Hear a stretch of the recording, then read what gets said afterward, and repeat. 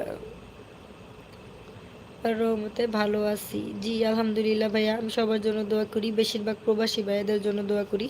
কারণ আমাদের যদি অসুখ হয়, আমাদের যদি কষ্ট হয়, কিংবা আমরা যদি কোনো একটা ঝামেলায় পড়ি, আমাদের মানুষ আছে আমাদের বুঝার জন্য।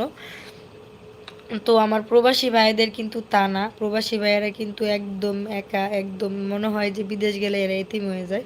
তো এদের জন্য আমার সবসময় মনটা অনেক কাঁদে, আমি জানি না কিসের জন্য, কিন্তু আমার মনটা অনেক কাঁদে। আমার মনে হয় যে এরা মনে হয় অনেক বেশি কষ্টে আছে। কারণ আমাদের বাপ মা ভাই বোন স্বামী সন্তান, তারপরে শ্বশুর শাশুড়ি, মানে একদম পুরো ফুল ফ্যামিলি নিয়ে সাপোর্ট নিয়ে আমরা সুস্থ হইতে পারি না।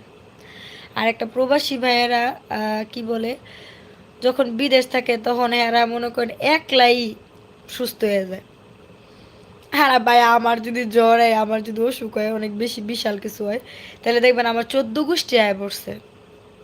মানে আমার সেবা যত্ন করার লেগে আমি হাতের ভিতরে এই যে আমার এই বাম হাতটা, আমি হাত দিয়ে মোবাইলটা ধরে রাখছি। তো এই যে দেখেন হাতটা, এই যে মাঝখানে যে হাতটা আছে না,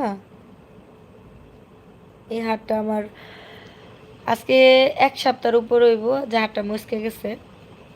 তো এখন পাগল হয়ে গেছে আমার শাশুড়ি, পাগল হয়ে গেছে আমার কি বলে আমার জামাই, পাগল হয়ে গেছে আমার মায়। আজকে শুই না কইতাছে, তুই 1 সপ্তাহ পরে আমার খবর দিছস, তোর হাতের এই অবস্থা হয়েছে, এই হাত নিয়ে এক্ষণ এক্সরে করে দেখান লাগবো তোর হাতের কি অবস্থা হয়েছে। মানে আমি হাতের ব্যথায় কান্তাছি, এলা বুঝেন কি অবস্থা হয়েছে আমার। একজন ভাই লেগছে কি লেগছে